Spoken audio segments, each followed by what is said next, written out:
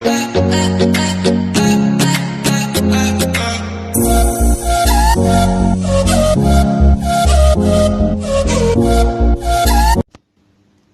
Guys, welcome to my channel SK exam channel पर आपका स्वागत है। आज है फ्रेंड 14 अगस्त और 13 और 14 अगस्त के करंट अफेयर की वीडियो है। तो अभी तक आपने हमारे चैनल को सब्सक्राइब नहीं किया है तो प्लीज़ चैनल को सब्सक्राइब कीजिए, बेल आइकन को प्रेस कीजिए। वीडियो को स्किप मत कीजिएगा फ्रेंड्स। लास्ट में आपसे एक क्वेश्चन पूछा जाएगा जिसका आंसर कमेंट बॉक्स में ज़रूर दें। तो फ्रेंड्स वीडियो को लाइक कीजिए और चैनल को सब्सक्राइब कीजिए। तो चलिए फ्रेंड्स वीडियो को शुरू करते हैं।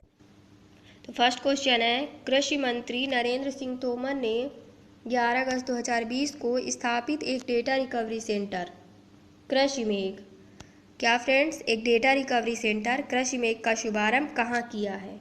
यहाँ पर कहाँ लिखा है फ्रेंड्स, छूट गया है, तो कहाँ किया है? हैदराबाद में किया है। तो कृषि मंत्री नरेंद्र सिंह तोमर ने 11 अगस्त 2020 को स्थापित एक डेटा रिकवरी सेंटर कृषि मेघ का शुभारंभ हैदराबाद में किया है। तो ये क्यों किया गया है फ्रेंड्स? तो भारतीय कृषि अनुसंधान परिषद की महत्वपूर्ण जानकारी की सुरक्षा हेतु कृषि मेघ का शुभारंभ किया गया है।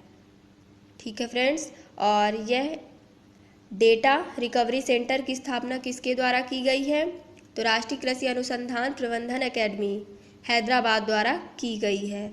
और कृषि मेघ की स्थापना किसके द्वारा की गई है? तो राष्ट्रीय कृषि उच्च शिक्षा परियोजना के तहत की गई है। और इस डेटा सेंटर को भारत में कृषि के क्षेत्र में ई गवर्नेंस अनुसंधान, विस्तार और शिक्षा की गुणवत्ता और जोखिम को कम करने के लिए किया गया है। यानी कृषि मेघ का शुभारंभ क्यों किया गया है? ई गवर्नेंस, कृषि के क्षेत्र में ई गवर्नेंस अनुसंधान, विस्तार और शिक्षा की गुणवत्ता और जोखिमों को कम करने के लिए किया गया है। जैसे कि कृषि के क्षेत्र में अनाज हमारे देश से दूसरे देश में जाता है और उसका पैसा बैंक के द्वारा आता है, तो बहुत से हैकर क्या करते हैं कि उस पैसे को अपने अकाउंट में ट्रांसफ़र कर लेते हैं। तो इस तरह की जोखिमों को कम करने के लिए डेटा रिकवरी सेंटर कृषि मेघ का शुभारंभ किया गया है। फिर आता है नेक्स्ट क्वेश्चन, तो पेरू के नए प्रधानमंत्री, क्या फ्रेंड्स, तो पेरू के नए प्रधानमंत्री के रूप में किसे नियुक्त किया गया है? तो पेरू के नए प्रधानमंत्री के रूप में वाल्टर रोजर मार्टोस रुइस को नियुक्त किया गया है। किसे नियुक्त किया गया है? तो वाल्टर रोजर मार्टोस रुइस को नियुक्त किया गया है। तो Walter Roger Martos Ruiz Peru के पूर्व रक्षा मंत्री और सेवानिवृत्त सेनाध्यक्ष रह चुके हैं। ठीक है फ्रेंड्स, और प्रधानमंत्री को शपथ कौन दिलाता है? तो राष्ट्रपति दिलाता है। तो पेरू के राष्ट्रपति कौन है? तो मार्टिन विज़कर्रा। कौन है फ्रेंड्स? तो मार्टिन विज़कर्रा है। तो मार्टिन विज़कर्रा द्वारा पेरू के प्रधानमंत्री वाल्टर रोजर मार्टोस रुइस को शपथ ग्रहण करवाएंगे। और पेरू के पूर्व प्रधानमंत्री कौन है? तो पेड्रो एल्वारो कैटरियानो बेलिडो। तो पेड्रो एल्वारो कैटरियानो बेलिडो का स्थान अब कौन ग्रहण करेगा? तो वाल्टर रोजर मार्टोस रुइस ग्रहण करेंगे। फिर आता है नेक्स्ट क्वेश्चन, किस केंद्र शासित प्रदेश या राज्य के विविध सेवा प्राधिकरण ने पहली बार ऑनलाइन लोक अदालत, क्या फ्रेंड्स, पहली बार ऑनलाइन लोक अदालत आयोजित की है? तो अभी दिल्ली ने किया है। किसने किया है? तो दिल्ली ने पहली बार ऑनलाइन लोक अदालत आयोजित किया है और इसे दिल्ली उच्च न्यायालय के मुख्य न्यायाधीश न्यायमूर्ति धीरूभाई नारायण पटेल के मार्गदर्शन में आयोजित किया गया है। और इस लोक अदालत में क्या होगा फ्रेंड्स? तो मोटर दुर्घटना हो गए, जैसे कि मोटर दुर्घटना और एक्सीडेंट हो गया, विवाद हो गया, नागरिक वसूली मामले हो गए, और इन सभी मामलों को वीडियो कॉन्फ्रेंस के माध्यम से, किसके माध्यम से फ्रेंड्स? तो वीडियो कॉन्फ्रेंस के माध्यम से सुलझाया जाएगा। यानी इस लोक अदालत में इन सब मामलों को वीडियो कॉन्फ्रेंस के द्वारा सुलझाया जाएगा। और इस लोक अदालत के द्वारा 5,838 5,838 मामलों का निपटारा भी किया गया है। फिर आता है नेक्स्ट क्वेश्चन,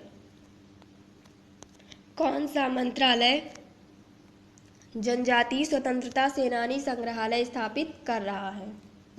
तो कौन सा मंत्रालय कर रहा है? तो जनजातीय मामलों का मंत्रालय। तो जनजातीय मामलों का मंत्रालय अभी स्वतंत्रता सेनानी संग्रहालय स्थापित कर रहा है।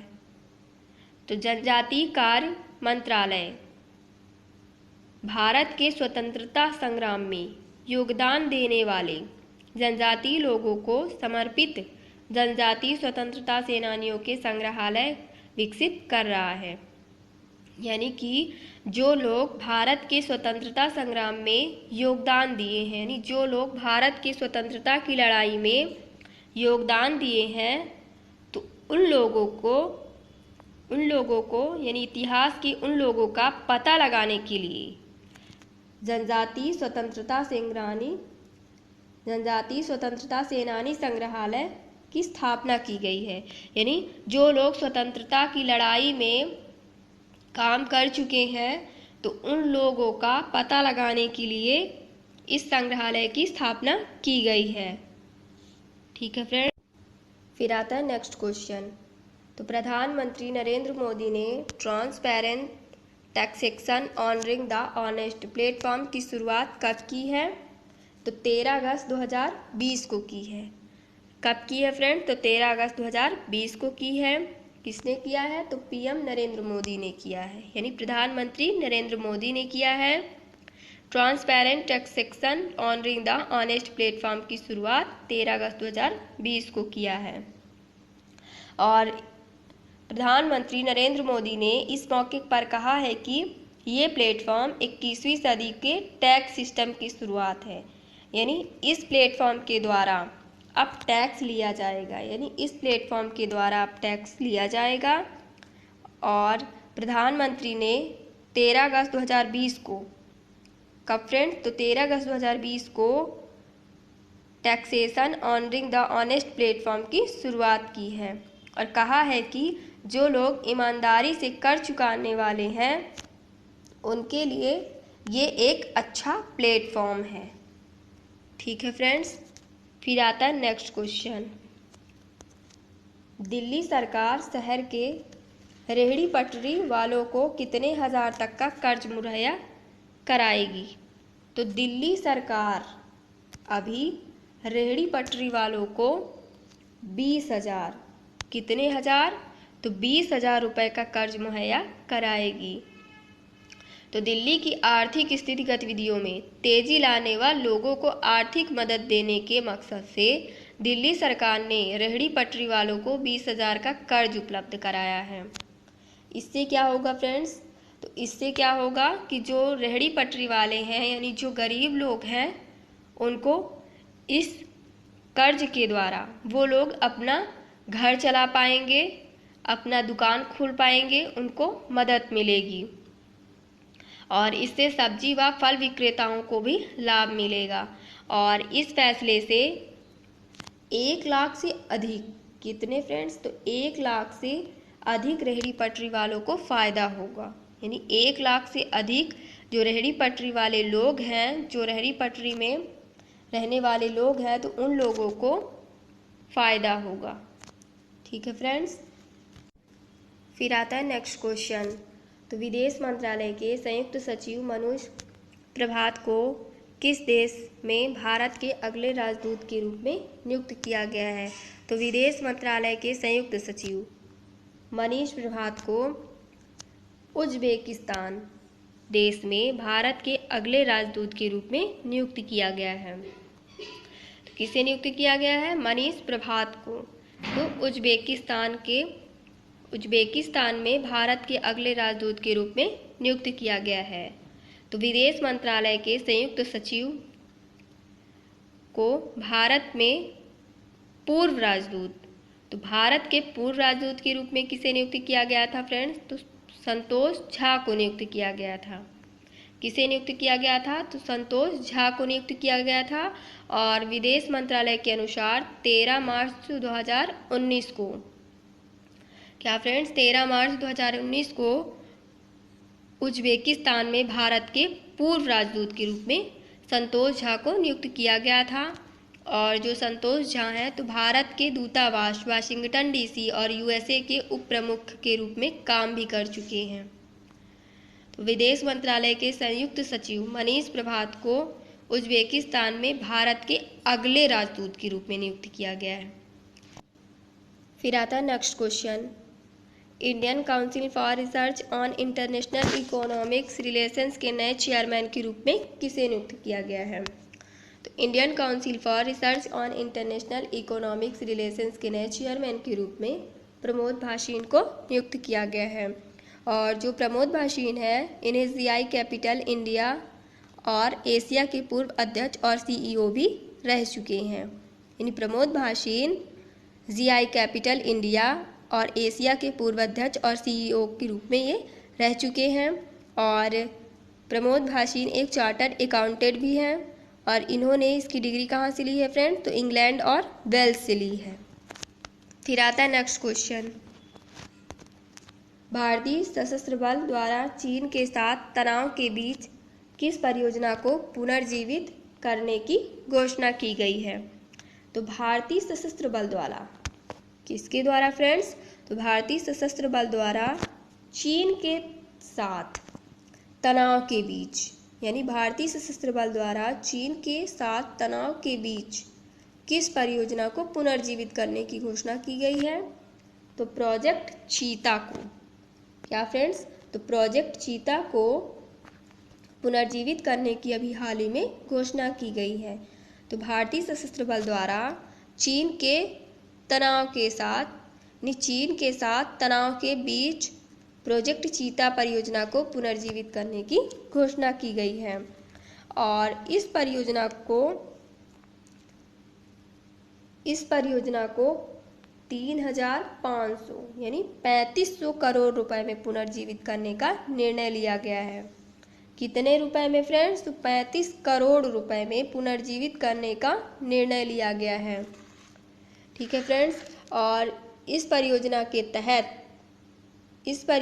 तहत लगभग 90 हेरॉन ड्रोन को, कितने हेरॉन? तो 90 हेरॉन ड्रोन को लेज़र निर्देशित बम हवा से लॉन्च की जाने वाली टैंक रोधी गाइडेंस मिसाइल के अपग्रेड किया जाएगा। यानी टैंक रोधी गाइडेंड मिसाइल के द्वारा इसे अपग्रेड किया जाएगा। यानी किसको? तो प्रोजेक्ट चीता परियोजना को। ठीक है फ्रेंड्स। तो भारतीय सशस्त्र बल द्वारा चीन के साथ तनाव के बीच प्रोजेक्ट चीता परियोजना को पुनर्जीवित किया जाएगा और इस परियोजना में 3500 करोड़ रुपए में इसे पुनर्जीवित किया जाएगा। ठीक है फ्रेंड्स। और प्रोजेक्ट चीता को हवा से लॉन्च की जाने वाली टैंक रोधी गाइडेंड मिसाइल के द्वारा इसे अपग्रेड किया जाएगा। फिर आता है नेक्स्ट क्वेश्चन, 13 अगस्त को कौन सा दिवस मनाया जाता है? तो 13 अगस्त को वामपंथी दिवस मनाया जाता है। कौन सा दिवस मनाया जाता है? तो वामपंथी दिवस मनाया जाता है। और वामपंथी दिवस क्यों मनाया जाता है? तो जो लोग वाम यानी बायां, वाम यानी क्या हो गया फ्रेंड्स? बायां, और पंथी यानी हो गया हाथ। जो लोग बाएं हाथ, यानी जो व्यक्ति सभी काम को करने के लिए बाएं हाथ का उपयोग करते हैं, उनको बढ़ावा देने के लिए हर साल 13 अगस्त को वामपंथी दिवस मनाया जाता है। और यह उन समस्याओं और कठिनाइयों के बारे में भी जागरूकता बढ़ाता है, जैसे कि बहुत से लोग बाएं हाथ का उपयोग लिखने में करते हैं या फिर सभी काम को करने के लिए बाएं हाथ का ही उपयोग करते हैं। तो उन जैसी समस्याओं को बढ़ावा देने के लिए 13 अगस्त को हर साल वामपंथी दिवस मनाया जाता है। फिर आता है नेक्स्ट क्वेश्चन, 14 अगस्त को कौन सा दिवस मनाया जाता है? तो 14 अगस्त को कौन सा दिवस मनाया जाता है? पाकिस्तान स्वतंत्रता दिवस मनाया जाता है। कौन सा दिवस मनाया जाता है? तो पाकिस्तान स्वतंत्रता दिवस मनाया जाता है। और पाकिस्तान आज़ाद कब हुआ था? तो 14 अगस्त 1947 में। कब हुआ था फ्रेंड? तो 14 अगस्त 1947 में हुआ था। और पाकिस्तान को किससे आज़ादी मिली थी? तो ब्रिटिश शासन से पाकिस्तान को आज़ादी मिली थी। 14 अगस्त 1947 को मिली थी। और 14 अगस्त को पाकिस्तान अपना स्वतंत्रता दिवस मनाता है। और पाकिस्तान स्वतंत्रता दिवस के एक दिन बाद भारत अपना स्वतंत्रता दिवस मनाता है, यानी 15 अगस्त को भारत अपना स्वतंत्रता दिवस मनाता है। फिर आता है नेक्स्ट क्वेश्चन, निम्न में से किस जानवर के साथ मानव टकराव पर राष्ट्रीय पोर्टल सुरक्ष, ये सुरक्ष लिखा हुआ है फ्रेंड्स, सुरक्ष लॉन्च किया गया है। तो निम्न में से किस जानवर के साथ मानव टकराव पर राष्ट्रीय पोर्टल सुरक्ष लॉन्च किया गया है? तो हाथी। किसके साथ फ्रेंड्स? तो हाथी जानवर के साथ मानव टकराव पर राष्ट्रीय पोर्टल सुरक्ष लॉन्च किया गया है। तो सुरक्ष का मतलब क्या होता है फ्रेंड्स? तो मानव हाथी संघर्ष से संबंधित है। किससे संबंधित है? तो मानव हाथी संघर्ष से संबंधित है। और इस पोर्टल को लॉन्च करने के पीछे उद्देश्य क्या था फ्रेंड्स?